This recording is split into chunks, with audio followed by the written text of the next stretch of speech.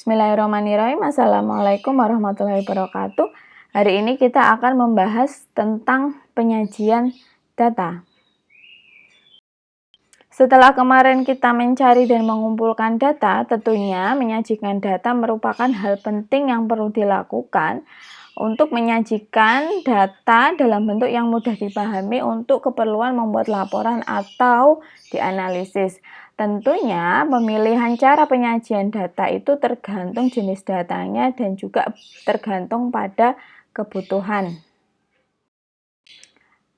Nah, pada dasarnya ada dua cara untuk menyajikan data. Yang pertama menggunakan tabel dan yang kedua menggunakan grafik atau diagram.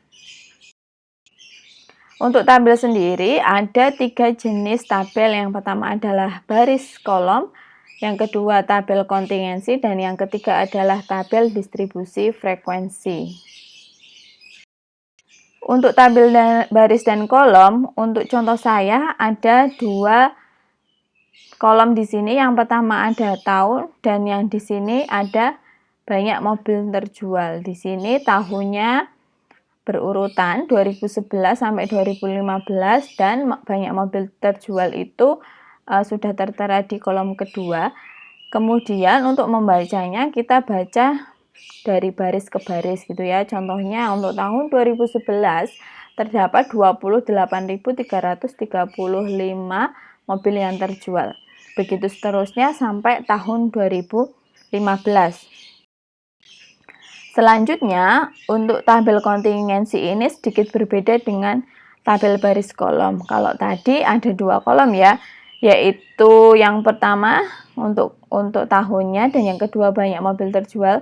Kalau ini perbedaannya adalah untuk kolom kedua itu kita bagi jadi 2 lagi, yaitu kalau tadi cuma banyak mobil, kalau ini ada 2, yaitu jenis kelamin.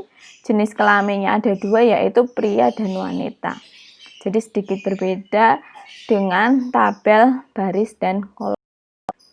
Kemudian untuk tabel distribusi frekuensi, di sini contohnya menggunakan rentang nilai yang dimulai dari nilai 51 sampai 100 dengan masing-masing mempunyai rentang sendiri-sendiri. 51 sampai 60 dan seterusnya sampai 91 sampai 100. Dengan kolom kedua adalah banyaknya siswa yang mendapatkan nilai pada rentang masing-masingnya. Tentunya berdasarkan barisnya tadi. Kemudian untuk yang kedua ada yang namanya grafik. Untuk grafik itu ada beberapa jenis, yaitu yang pertama diagram batang daun, diagram garis, diagram batang, diagram lingkaran, diagram lambang atau piktogram, dan yang terakhir histogram dan poligon frekuensi. Untuk diagram batang daun contohnya seperti ini, bahwa yang tengah ini merupakan batangnya dan yang sebelah kanan kita sebut sebagai daun kanan dan yang sebelah kiri kita sebut sebagai daun kiri. Untuk diagram batang daun ini biasanya digunakan untuk menyajikan data dalam bentuk urutan. Untuk teknisnya membuat diagramnya seperti apa, kita simak bersama-sama ya. Nah, untuk yang pertama ini adalah data mentah yang kita peroleh, di mana datanya di sini belum diurutkan. Setelah kita urutkan, diperoleh data kedua di sini. Nah, data yang diurutkan dan data mentah di sini sebagai dasar kita untuk membuat diagram batang dan daun. Kita buat dulu batangnya. Batang di sini merupakan angka puluhan dari data-data yang kita peroleh. Diketahui bahwa puluhannya adalah 5, 6, 7, 8. Selanjutnya untuk yang daun kanan ini merupakan data yang sudah urut. Berarti kita mengacunya pada data yang urut di sini. Kita peroleh bahwa untuk puluhannya 5, datanya adalah 51, 54, 54 dan seterusnya sampai 59, maka kita taruh di sini untuk angka satuannya sehingga membacanya 51, 54, 54, 56 dan seterusnya sampai 59. Sedangkan untuk yang dan sebelah kiri adalah angka satuan dari data yang belum urut. Kita ceknya di sini. Untuk yang puluhannya 5, pertama kita punya 58, yang kedua kita punya 54. Maka kita tulisnya dari sebelah kanan di sini, kita baca 58, 54, 59, terakhir 56. Begitu. Kemudian kita punya yang namanya diagram garis. Ini adalah salah satu contoh diagram garis. Diagram garis ini biasanya digunakan untuk menyajikan data yang berkesinambungan. Dalam contoh ini, data yang berkesinambungan itu adalah data dari waktu ke waktu. Dalam kasus ini adalah data tahun per tahun. Ya, jumlah siswa yang diterima di sebuah SMA dari tahun 1980 sampai 1986. Jadi menggunakan diagram garis ini kita mudah untuk melihat di tahun berapakah siswa yang diterima yang paling banyak. Di tahun berapakah siswa yang diterima paling sedikit, gitu ya. Kemudian kita ada diagram batang. Diagram batang ini sangat baik digunakan untuk menyatakan data yang berbentuk atribut, yaitu data dari variabel normal ataupun ordinal. Apa data dari variabel nominal? Data dari variabel nominal itu adalah data yang tidak mempunyai urutan. Contohnya misalkan jenis kelamin ya. Laki-laki, perempuan itu tidak mempunyai urutan. Apalagi ada agama misalkan Islam, Katolik, Kristen, Hindu, Buddha tidak mempunyai urutan ya. Sedangkan ordinal yang mempunyai urutan misalnya apa?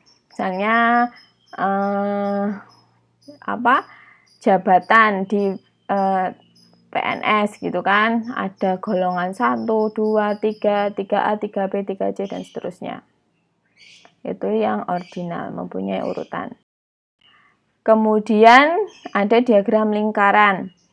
Nah, diagram lingkaran ini digunakan untuk menunjukkan bagian dari keseluruhan. Jadi kita bisa tahu untuk jumlah mahasiswa yang menyukai jenis olahraga, dari 100% mahasiswa diperoleh data bahwa ternyata renang itu adalah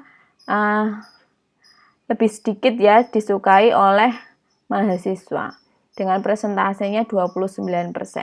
Dan kita tahu pula dari diagram lingkaran ini secara cepat bahwa yang paling banyak penggemarnya itu adalah olahraga lari di sini. Nah, proporsinya lebih banyak. Nah, kalau tadi diagram sebelumnya itu sangat baik untuk variabel nominal dan ordinal, yang untuk diagram lingkaran ini sangat baik digunakan untuk menyatakan data yang berbentuk atribut dari variabel nominal saja yang tidak mempunyai urutan. Kemudian yang selanjutnya kita mempunyai diagram lambang atau piktogram. Biasanya diagram ini digunakan untuk merepresentasikan data yang jumlahnya cukup banyak. Contohnya di sini adalah satu orang itu mewakili 200 orang. Jadi dengan gampang kita tahu ada berapa tingkat pendidikannya yang SMA. Tinggal dikalikan aja ya dengan jumlah orangnya ini. Nah, untuk diagram lambang atau piktogram dipakai untuk mendapatkan gambaran kasar suatu hal sebagai alat visual bagi orang lain. Kemudian yang terakhir kita punya histogram dan poligon frekuensi. Kita lihat untuk yang sebelah kiri adalah histogram. Jadi kalau histogram itu adalah sebetulnya diagram batang yang penyusunannya ini, penulisannya ini dia berimpitan.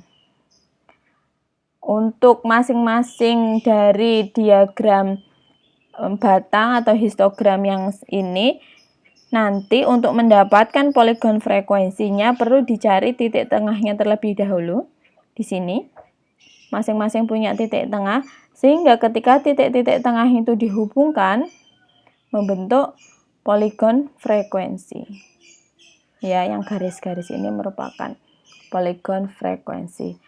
Baik, setelah kita mempelajari penyajian data, maka sudah sepatutnya kita juga memahami untuk data yang kita peroleh itu sebaiknya disajikan dalam bentuk yang mana sehingga data tersebut mudah untuk dibaca dan dipahami. Itu ya. Terima kasih. Assalamualaikum warahmatullahi wabarakatuh.